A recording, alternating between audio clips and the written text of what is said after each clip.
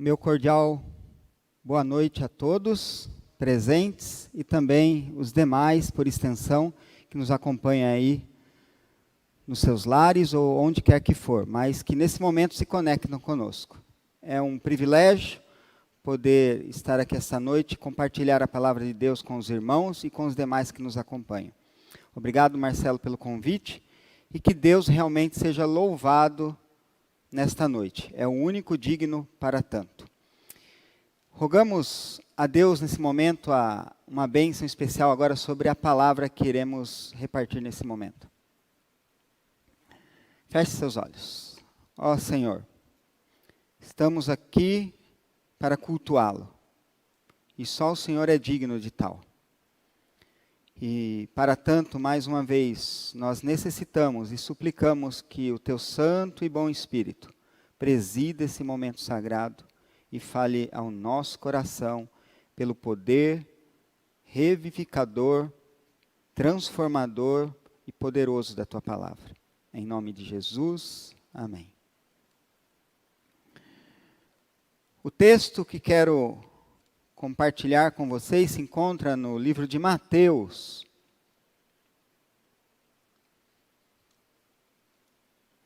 No capítulo 25. Evangelho de Mateus, capítulo 25. Encontramos aqui uma das parábolas do reino. Antes de ler o texto que quero considerar essa noite com vocês, é necessário fazermos um apanhado geral do contexto em que esta parábola ela foi dita por Cristo e depois relatada aqui por Mateus. É sabido que, dentre todas as parábolas que Jesus contou, as mais significativas, pelo menos em conteúdo e números, se encontram nas parábolas do reino. A parábola das 10 virgens é uma parábola do reino. É sabido que 1/3 das parábolas que Jesus contou se referem ao reino, com relação a súdito com súdito, candidatos ao reino da glória, servos no reino da graça, relação com o soberano desse reino. Enfim, as parábolas vão expondo alguns assuntos e vão se complementando, dando-nos, então, informações cabíveis a cada um de nós a viver uma vida cristã, com relação às normas e estatutos que esse reino estabelece sobre a graça de Deus. Mas é curioso que nesta parábola, embora a audiência dela estivesse ali os 12 discípulos de Cristo, a menção que Jesus vai fazer não é, embora direta com eles, mas também vai ser muito significativa e direta a nós. E por que eu digo isso? Quero que vocês entendam, e para isso eu queria que você retrocedesse aí no livro de Mateus mesmo, no capítulo 13. Mateus, capítulo 13. Você vai encontrar aqui o que nós chamamos de o capítulo das parábolas. Ok?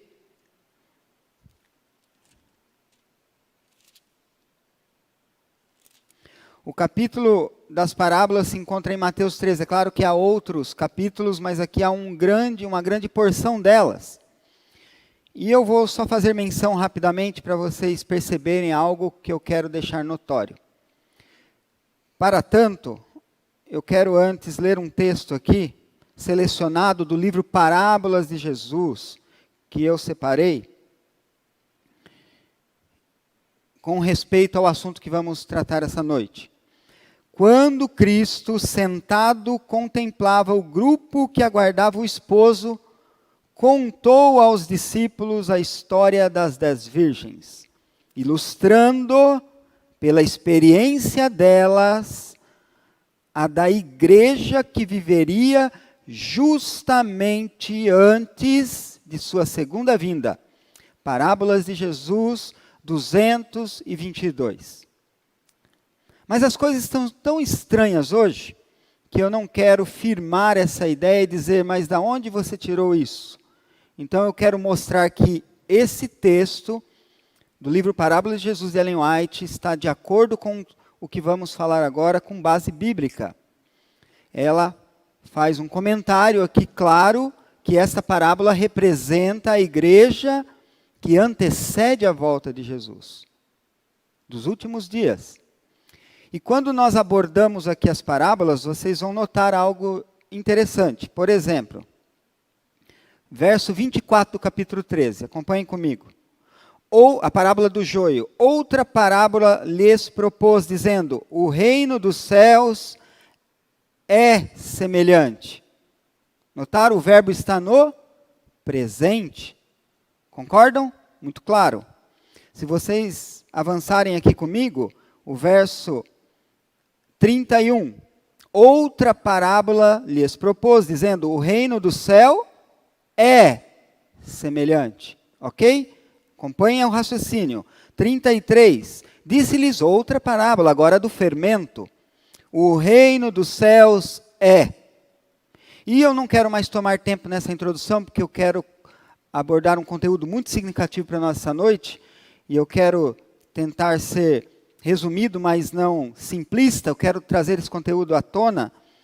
Vocês já entenderam, as palavras do reino, quando Jesus se referia aos tempos dele, ali para os discípulos, para a sua audiência, os fariseus e toda a multidão, pecadores que se aproximavam, ele dizia: o reino dos céus é.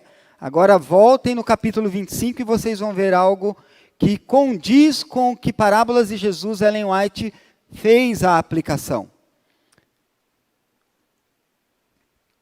Então, verso 1, o reino dos céus é semelhante a 10 virgens? É isso que você encontra em sua Bíblia? Será, irmão Eliseu. E será está muito claro, não precisa nem ter ido à escola. É claro que aqui todos entendo que sejam alfabetizados, mas aqui está uma linguagem futurística. Portanto, a mensagem aqui ela é escatológica, ela traz em seu bojo aqui um conteúdo que diz respeito a mim e a você. O reino do céu será. E repito, quando Cristo sentado contemplava o grupo que aguardava o esposo, contou aos discípulos a história das 10 virgens, ilustrando pela experiência delas a da igreja que viveria justamente antes de sua segunda vinda, parábolas de Jesus 222.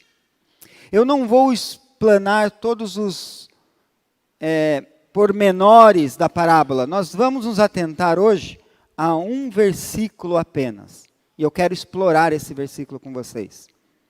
E o versículo que nós vamos explorar, ele se encontra no versículo 5 da parábola. Eu vou entender que vocês já a conhecem, para nós ganharmos tempo, não vou ler toda a parábola, mas eu quero só fazer menção que quando nós lemos toda a parábola, nós vamos perceber que alguns versos vão fazendo distinções entre um grupo e outra, vão trazendo detalhes de um grupo e trazendo detalhes de outra, fazendo então uma distinção clara de dois grupos distintos, mas que ao mesmo tempo professam a mesma fé. Só que chega nesse versículo,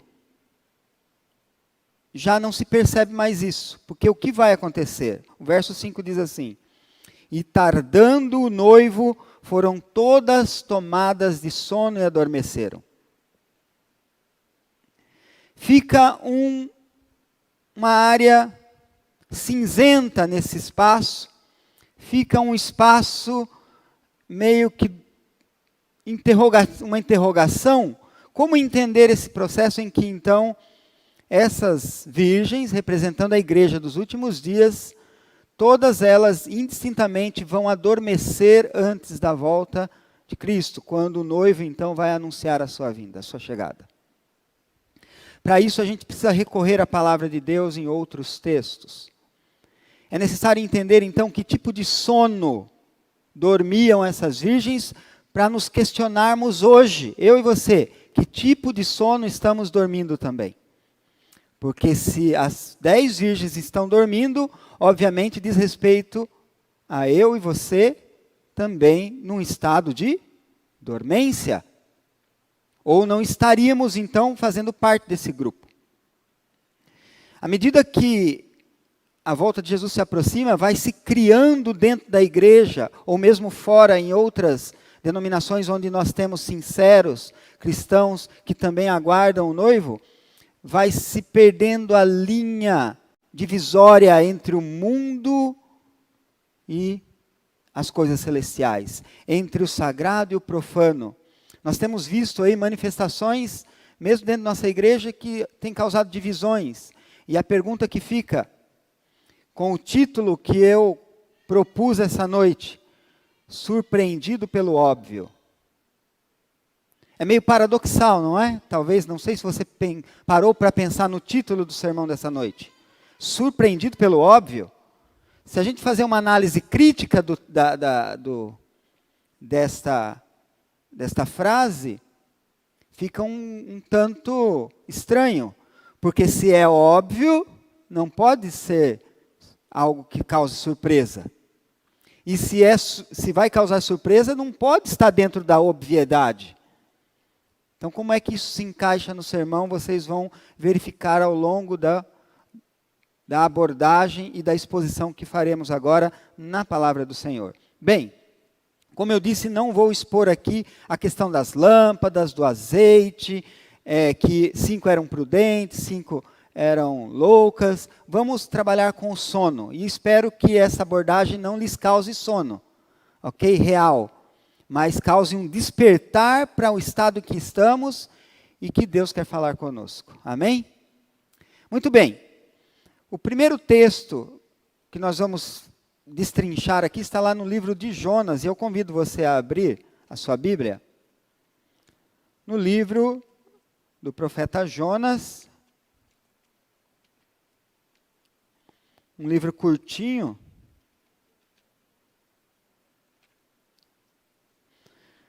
Você vai encontrar ali uma referência, Daniel, depois logo os demais, né? Obadias, e ali na sequência Jonas. E temos aqui um texto interessante na vida do profeta Jonas, onde o versículo 1 do capítulo 1, ele vai dizer assim: veio a palavra do Senhor a Jonas, filho de Amitai, dizendo: dispõe-te, vai-te à grande cidade de Nínive e clama contra ela, porque a sua malícia subiu até mim. Jonas se dispôs, mas não segundo a vontade do Senhor, mas para fugir da presença do Senhor para Tarsis. E tendo descido a Jope, achou um navio que ia para Tarsis. Pagou, pois, a sua passagem e embarcou nele para ir com eles para Tarsis. E o texto é claro em dizer que esta atitude de Jonas o levou para longe da presença do Senhor. Algumas aplicações agora para a gente começar a trabalhar essa ideia lá do sono. Bem, Jonas é chamado para uma missão. Ele é um profeta. E diante dessa missão, não vamos entrar nos pormenores, ele tem suas razões que não justificam, porque Deus está com ele, é um chamado, mas ele se recusa a ir a esta obra a ser realizada em Nínive. Então diz que ele se dispôs a fugir da presença do Senhor. E a primeira aplicação é o seguinte: quantas vezes Deus nos chama para obras e nós também fugimos da presença dele? Nós fugimos da presença do Senhor quando nós recusamos o seu chamado, sim, mas também quando nós vamos a lugares que não deveríamos ir. Quando nós comemos algo que não deveríamos comer. Quando nós nos apropriamos de algo que não nos deveríamos apropriar. E assim você entendeu o recado. A fuga da presença do Senhor se dá quando nossas ações vão contrárias à sua vontade. E percebam, aqui há uma interessante aplicação que podemos fazer também, que ele paga com dinheiro sagrado passagem, porque os profetas eram sustentados pelos dízimos, e ele usa esse recurso para fugir da presença do Senhor. E quantas vezes também nós gastamos aquilo que Deus nos abençoa, com trabalho, com esforço sim, mas com a dádiva divina, e gastamos com aquilo que é inapropriado, em lugares que não deveríamos estar. E ele paga a sua passagem para fugir da presença do Senhor. Mas o texto continua, verso 4. Mas o Senhor lançou sobre o mar um forte vento. E aí tem um ponto interessante. Deus é tão misericordioso que quando nós estamos em contramão à sua vontade, a sua misericórdia ela vai se estender, ela vai se abrir, ela vai se direcionar a ponto de ele usar um outro recurso para chamar a nossa atenção, para abrir os nossos olhos. Você está passando por reveses na vida, mazelas, você tem passado de sabores, quem não passa? O importante é que nesse contexto de adversidade é entender quando é Deus que está agindo e quando é o outro lado. E aqui nós vemos claramente dizer que o Senhor lançou sobre o mar um forte vento e fez-se no mar uma grande tempestade, o navio estava a ponto de se despedaçar. Então os marinheiros, cheios de medo, clamavam um ao outro, ao seu Deus, e lançavam ao mar a carga que estava no navio, para o aliviarem do peso dela. Jonas, porém, agora vem um detalhe. Jonas, porém, o que ele fazia? Havia descido ao porão, e não é o porão dessa igreja aqui, da igreja central, que é uma bênção, né? Ele estava descendo ao porão e se deitado. E o que Jonas fazia, meus irmãos?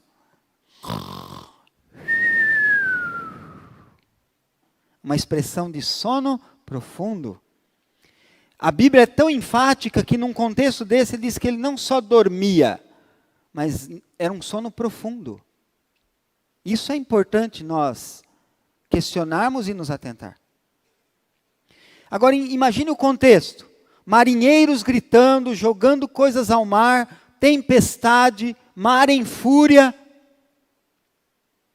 Eu andei uma vez de escuna com o mar tranquilamente calmo, e eu me senti um certo enjoo, um mal-estar só com as marolinhas. E obviamente não conseguiria dormir. Mas aqui o texto é claro, diz que num contexto conturbado desse, o profeta consegue dormir. Como isso é possível? Nós já vamos entrar nesse detalhe, mas vamos ler mais um pouco aqui para a gente ir para o outro lado da moeda. Chegou-se a ele o mestre do navio e lhe disse: que se passa contigo? Agarrado no sono? Levanta-te, invoca o teu Deus. Talvez assim esse Deus se lembre de nós para que não pereçamos. E diziam uns aos outros: vinde, lancemos sortes, para que saibamos por causa de quem nos sobreveio esse mal. E lançaram sortes, e adivinha quem caiu? Quebraram um palitinho, os outros ficaram inteiros, e quando puxou, o palitinho quebrado era de quem? Jonas. E aí, meus amigos, vem uma aplicação importante para nós também essa noite. Esses homens apavorados descarregaram uma enxurrada de perguntas com Jonas. Então lhes disseram: declara-nos agora, por causa de quem sobreveio esse mal? Que ocupação é tua? De onde vens? Qual a tua terra? Que povo tu és? E sabe o que mais surpreende nesse contexto? É que Jonas sabia responder cada uma dessas questões. Ele sabia quem ele era. Ele sabia o seu ofício, ele sabia suas responsabilidades. Ele sabia que servia o Deus do céu, porque o verso seguinte vai trazer à tona isso. E lhes respondeu: sou hebreu, temo ao Senhor, o Deus do céu, que fez o mar e a terra. E aí, como é que ficaram aqueles homens depois de uma resposta tão clara e nítida como esta? Ficaram possuídos de grande temor e lhe disseram: que é isso que fizesse? Pois sabiam os homens que ele fugia da presença do Senhor, porque ele mesmo declarou.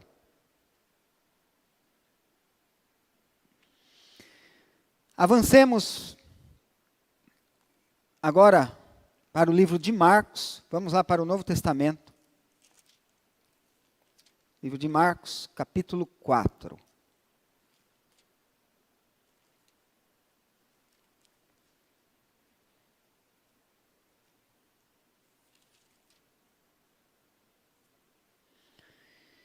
Nós vamos ler a partir do verso 35. Acompanhe-me. Naquele dia, sendo já tarde, disse-lhe Jesus: passemos para a outra margem. E eles, despedindo a multidão, o levaram assim como estava, no barco. E outros barcos o seguiam. Ora, levantou-se grande temporal de vento, e as ondas se arremessavam contra o barco, de modo que o mesmo já estava a encher-se de água. E Jesus estava na popa, dormindo sobre o travesseiro. Eles o despertaram e lhe disseram: Mestre, não te importa que pereçamos? E ele, despertando, repreendeu o vento e disse ao mar: Acalma-te, emudece. O vento se aquietou e fez-se grande bonança. Então lhes disse: Porque sois assim tímidos? Como é que não tendes fé? E eles, possuídos de grande temor, diziam uns aos outros: Quem é esse que até o vento e o mar lhe obedecem? Curioso? Duas histórias correndo em paralelo, com grandes coincidências. Jesus, um profeta. Jonas, um profeta. Jesus estava num barco com seus discípulos. Jonas, num barco ali com tripulantes também, marinheiros, experientes. Fez-se grande tempestade. No caso de Jonas, fez-se grande tempestade no caso de Jesus. Jonas dormia profundamente, Jesus também tirava um sono ali tranquilo sobre o travesseiro. Jonas foi despertado pelo marinheiro, pelo mestre do navio. Jesus foi despertado pelos discípulos. E aí eu poderia afora trazer essas várias coincidências dos relatos bíblicos, mas não é com as semelhanças que eu quero trabalhar com você essa noite, e sim com as diferenças. E a primeira delas a considerarmos é aquela que já vimos e eu já fiz uma pequena exposição. Quem provocou a tempestade no caso de Jonas? Deus, o Senhor. Portanto, quando os outros recursos que Deus se utiliza para manter seus filhos salvaguardados em teus caminhos, nas tuas obras, Ele vai usar recursos que Ele não gostaria, mas para o bem dos seus filhos, Ele utiliza. Todavia, há um outro lado desse grande conflito. Satanás, que também vai fazer tempestades, arruaças, intempéries na vida de cada um de nós, para propor uma outra ideia, nos afastar de Deus. Quando Deus permite reveses em nossas vidas, é para nos aproximar dele de volta. Quando o inimigo está provocando, é porque ele quer nos afastar. E aí, como entender as diferenças? Quando a minha vida vai dizer se estou do lado de Deus ou não. Mas esse não é o ponto ainda da mensagem. A mensagem ainda, precisamos entender o sono, porque nós percebemos aqui que Jesus, ele dorme, e Jonas também dorme. Agora precisamos entender que sono Jonas dormia e que sono Jesus dormia. E aí tem uma diferença. E pesquisando sobre os tipos de sonos que encontramos aí dentro da psicanálise, da psicologia, dentro da saúde, vamos entender que existem sonos fisiológicos e existem sonos patológicos.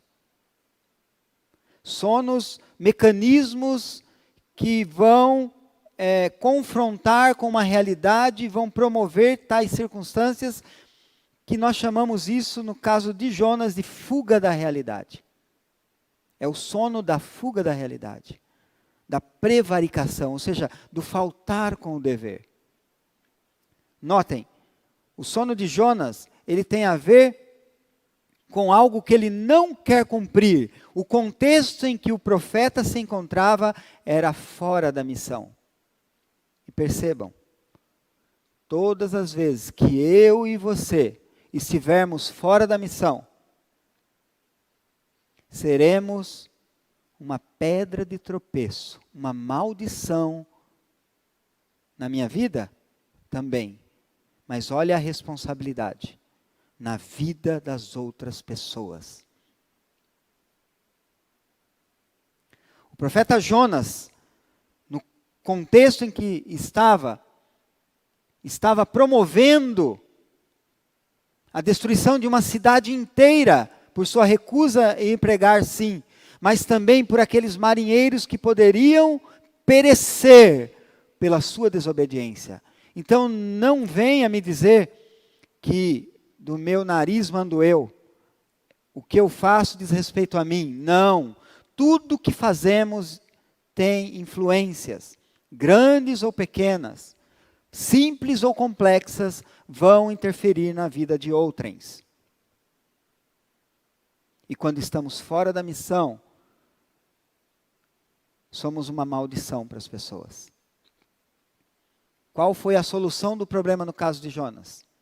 Ele mesmo deu a resposta, não foi? Joguem-me ao mar, lancem-me nas águas, e o mar vai se aquietar. Quando estamos longe do Senhor, nós sabemos onde estamos. Nós sabemos de onde viemos. Nós sabemos em quem cremos. Mas estamos promovendo um mau testemunho, e isso gera um efeito de uma pedra lançada à água, onde essas ondas serão negativas, trarão resultados, eu vou ao extremo, funestos para a nossa e para a vida de outrens. Agora notem o outro lado da moeda. Jesus, ele está dormindo também. Mas qual é o contexto? Ele estava ali, no mar da Galileia, que interpunha ali, onde ele pregava de uma margem do rio, que é chamado mar, mas na verdade era um grande lago, um rio, né?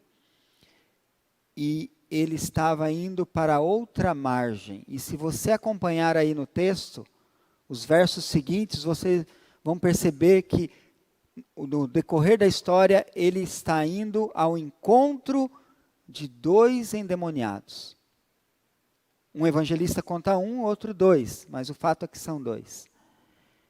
Depois de pregar por muitas horas, passar o dia inteiro, Jesus ele se cansa como homem que se tornou, e fisiologicamente, como todos nós, precisamos de um sono chamado reparador.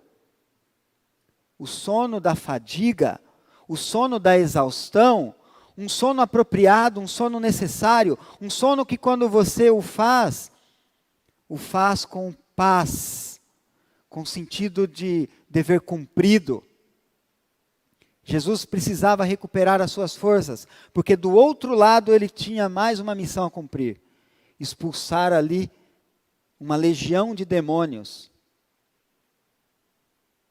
E agora eu pergunto, quem não estaria contente com essa situação?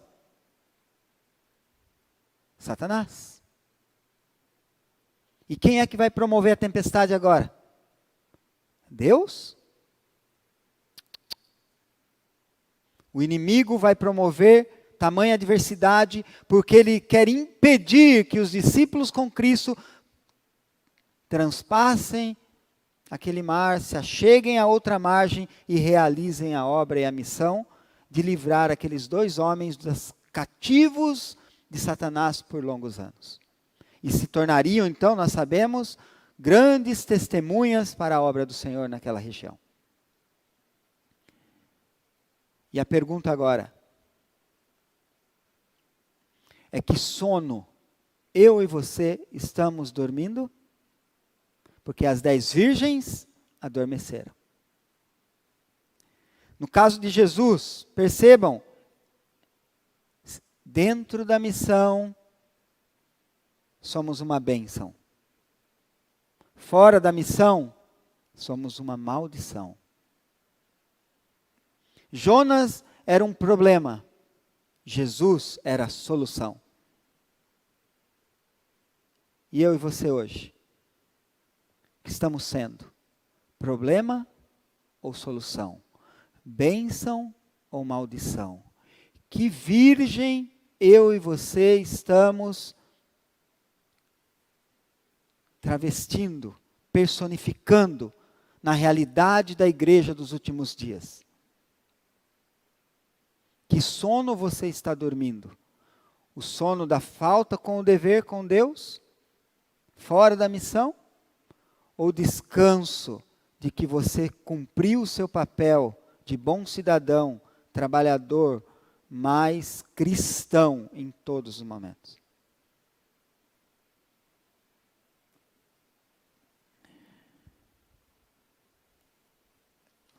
Voltando à parábola,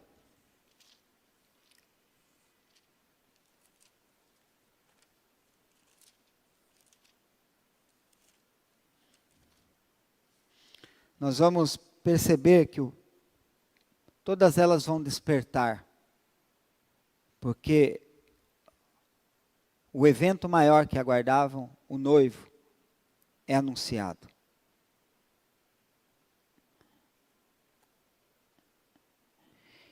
E agora vem o surpreendido pelo óbvio. Todas as virgens sabem da fé que professam. Todas as virgens têm uma fé sincera e pura. Todas as virgens carregam lâmpadas, têm azeite consigo. Todas as virgens estão ali anunciando a chegada do noivo, elas são os preparativos, elas estão ali para o grande evento a acontecer. Todas elas sabem que Jesus vai voltar. Mas um grupo delas será surpreendido por esse óbvio. Agora o paradoxo se torna realidade. Em que grupo estamos? Atribuição divina. Dizer se você e eu somos loucas ou prudentes. Fato. Não podemos entrar nesse campo. Isso é atribuição divina. No entanto, a Bíblia ela traz algumas situações. Eu quero terminar com 3 últimos versos dessa mensagem.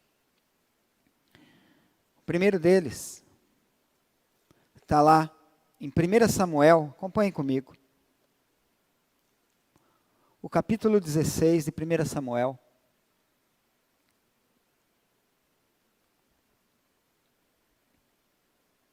O verso 7.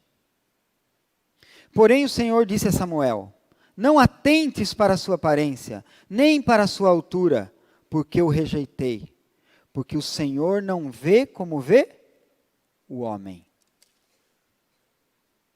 Só Deus vê o nosso coração. Só Deus sabe que virgem eu estou professando nos últimos dias da história desse mundo. Agora, eu quero fazer menção aqui também a um outro texto. E esse eu só vou fazer menção realmente, porque eu quero que você repita comigo. A boca fala do que está cheio o coração. Perceberam o contexto dessa frase? A boca fala do que está cheio o coração. Portanto, nesta noite, meus irmãos, você que nos acompanha aqui à distância, eu não posso ver o coração de ninguém. Mas a Bíblia diz que eu posso ouvir o coração. O que o seu coração tem falado aí fora? Tem sido uma bênção, uma maldição? Você está dentro da missão ou fora dela?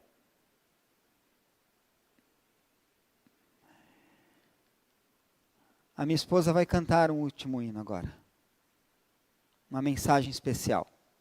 Quero convidá-la, Clélia. Enquanto ela se prepara, eu quero lhes contar uma história. Uma história de um velhinho. Um velhinho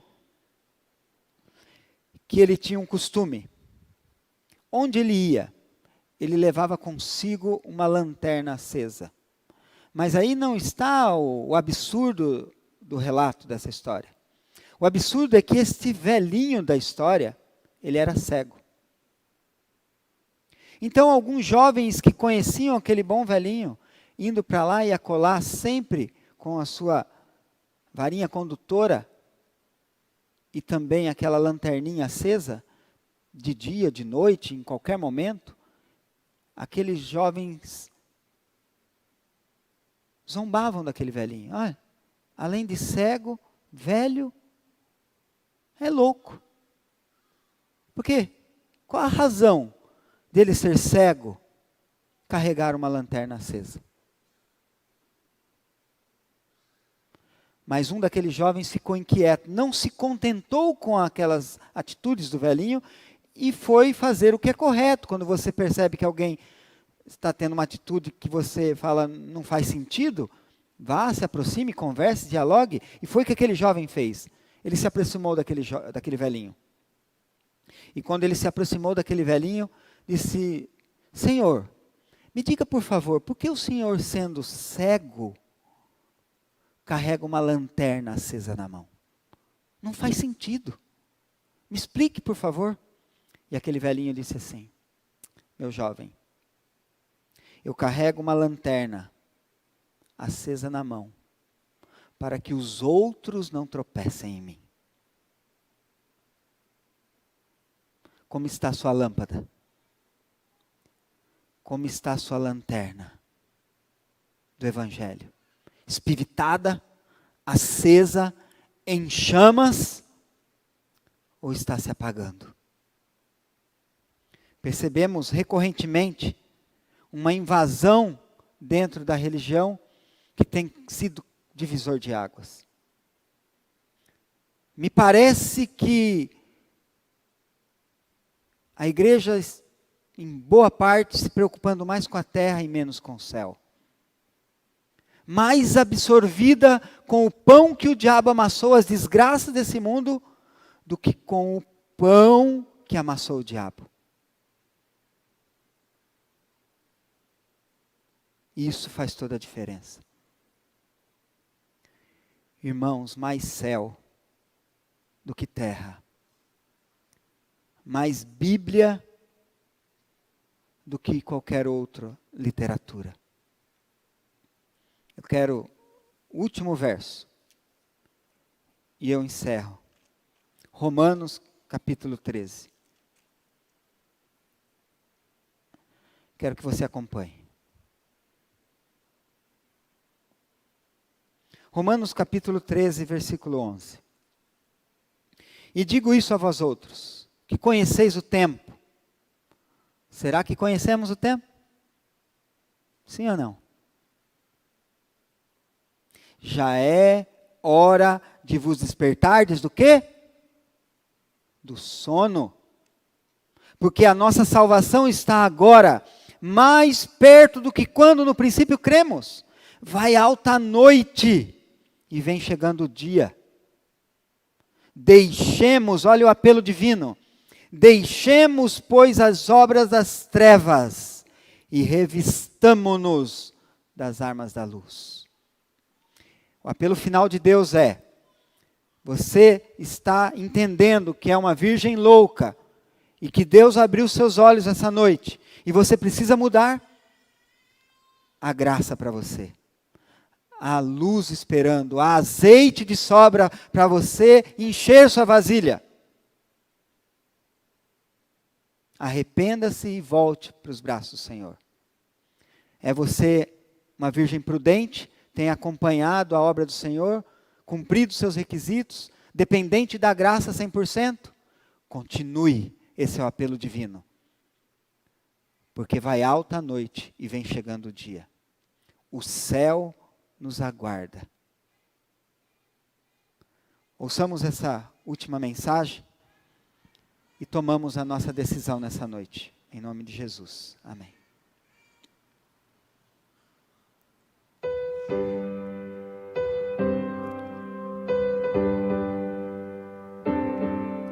Além do rio azul, as ruas são de ouro e de cristais.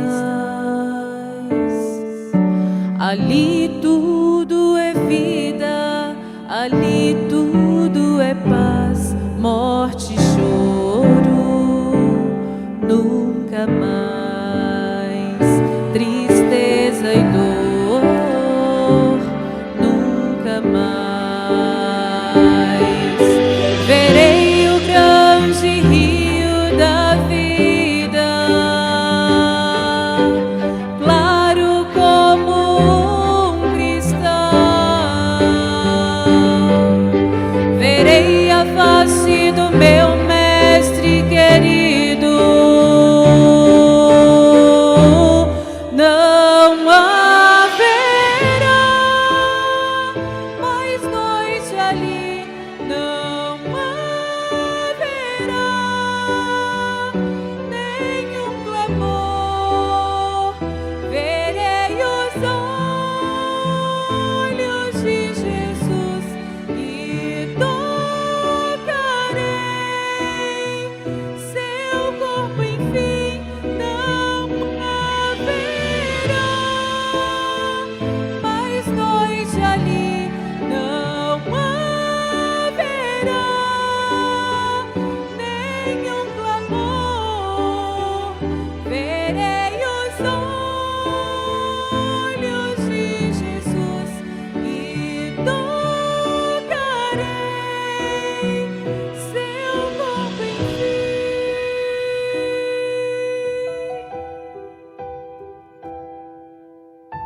Mais céu do que terra, mais Bíblia, mais oração, mais missão no coração. E o céu não será só um desejo, será um anseio elevado à potência, encontrar com o Senhor nos ares, uma virgem prudente que se preparou para esse evento e esse encontro. As nações andarão em sua luz e as portas jamais se fecharão. E a cidade é de ouro puro, de jaspe é o seu muro, além do rio azul.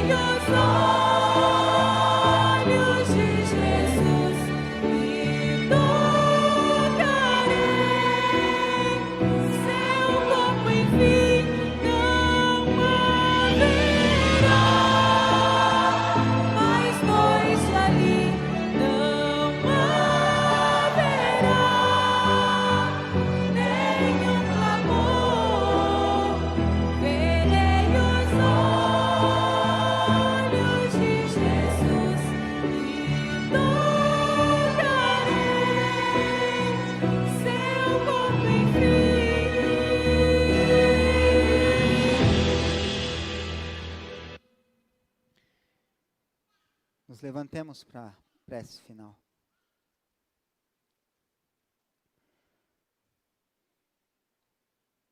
Obrigado, Senhor, porque mais uma vez, nesse culto de oração, nesse projeto vírgula, paramos para ouvir a Tua voz profética.